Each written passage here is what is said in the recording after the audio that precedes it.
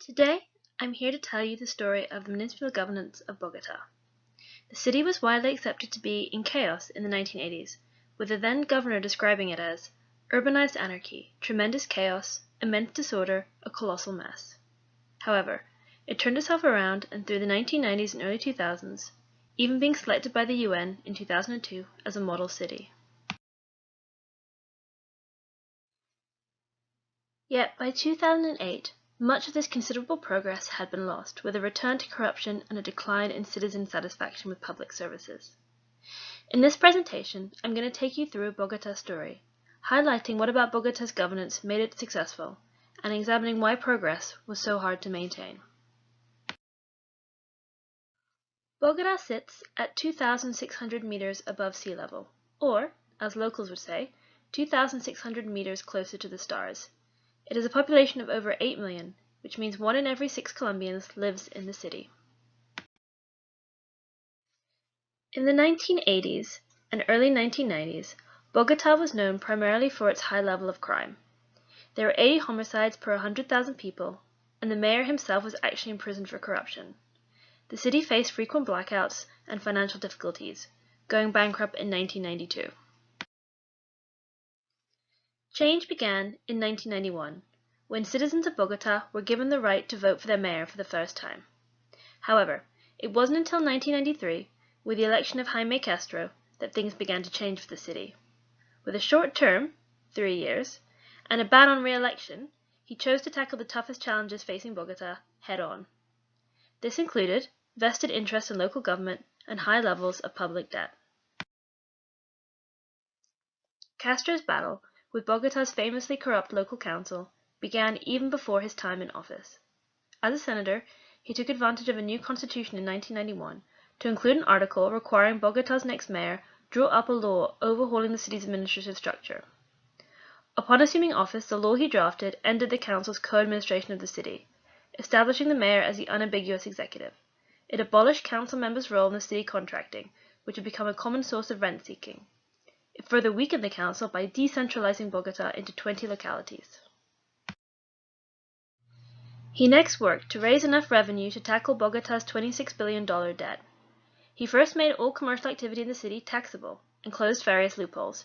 He particularly focused on violations of property law, fining those who significantly undervalued their property. In all, he managed to grow Bogota's total tax receipts by 77% in his first full year, all without creating any new taxes. Although his technocratic and adversarial efforts had left him unpopular, Castro had constructed a solid foundation for the city's progress.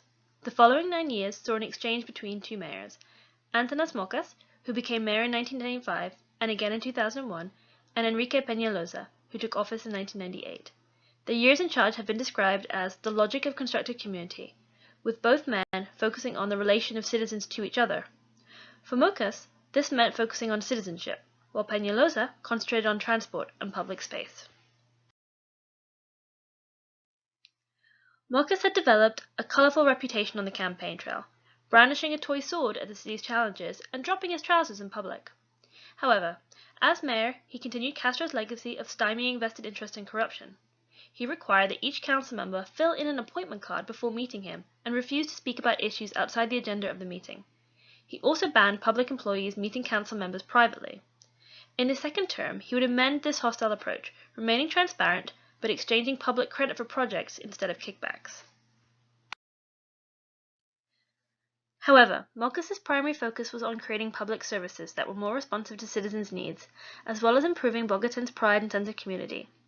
He started by tackling the city's bloated bureaucracy, located in a central building known as the Humiliator. Deprived of the power and resources to reform the entire sector, his administration began by creating transversal teams, civil servants who, despite different departments and job titles, were nonetheless working on similar issues. The best performing member of each team worked to develop the others, and their shared commitment created islands of effectiveness within the administration. He also brought government to citizens through District Specialized Attention Center, or CADES. Conveniently located with long opening hours, these not only made government more accessible, it also tackled issues of equity, as poor citizens no longer needed to take time off work to pay fines, which could now be paid at quick service kiosks. Furthermore, no money was actually accepted at CADES, but instead taken at kiosks or banks located outside, enhancing transparency and reassuring citizens that they would never be asked for money in exchange for services at the counter. Aside from improvements in governance, Mockus worked to tackle the social norms governing Bogota, with sometimes surprising approaches. These included hiring mimes to admonish drivers for poor driving, creating women's-only nights out to feminize the streets, and giving citizens thumbs-up and thumbs-down signs to draw attention to antisocial behavior. These experiments, combined with improvements in community policing, saw homicides fall by 72% between 1993 and 2003, and traffic deaths fall by 54%. Marcus's successor, and then predecessor, continued his efforts to improve civic pride. Peñalosa focused on public spaces, beautifying plazas and building new parks and public libraries. He felt that this was of particular importance to poor residents, who used public spaces more often than their wealthier counterparts. His efforts were a success. By 2006, many reported that Bogota was the most beautiful city they knew, and most reported feeling safer. Peñalosa also advanced Bogota's public transport system. Upon coming to office, he cancelled plans to build a subway and instead constructed a bus rapid transit system known as the Transmilenio, at a fraction of the cost. It took only 3 years to complete the first phase of the project, and it shortened a 30-kilometer trip that would have previously taken 2 hours and 50 minutes to only 55 minutes. In this way, Bogota, along with other Colombian cities, became a byword for urban regeneration. Each administration continued to raise more money through taxes, raising spending on the city from 1% of GDP to 4%. This, combined with a curtailment of special interest, better and more accessible government, and a new sense of civic pride and community, led to achieving the status of model city in the early 2000s. Unfortunately, this did not last. The next few years would demonstrate the fragility of the improvements in governance in Bogota. The root of the challenge lay in the perception by the poor that not enough had been done to address urban inequalities. This led to the election of 3 far-left candidates, a stark contrast with the previous centrist, independent, and technocratic executives. These included Luis Eduardo Garzón, a left-wing mayor. While he did maintain some of his predecessor's policies, he poorly managed crime and transport, which degenerated during his tenure. Worst of all, progress made on keeping out vested interest reversed. Garzón allowed councillors and party chiefs to name officials in the bureaucracy, and even to control certain agencies. This worsened under the next mayor, Samuel Moreno. Like Garzón, he was voted in largely by the working class, yet his election was more surprising as he came from a party, the National Popular Alliance, and a family with a history of clientelism.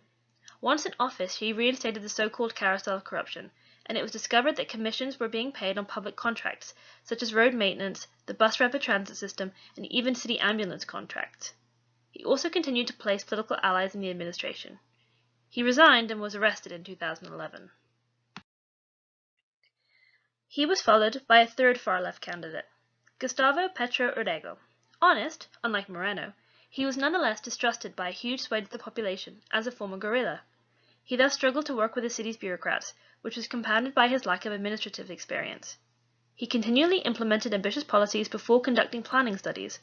One such policy, an attempt to cut profits made by trash collectors, left Bogota with a trash crisis in 2012. Peñalosa is now back in charge of Bogota, but a significant amount of damage has been done.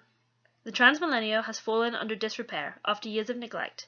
To save his pet project, Peñalosa cancelled plans for a metro that had already cost the city millions of pesos and was popular among citizens.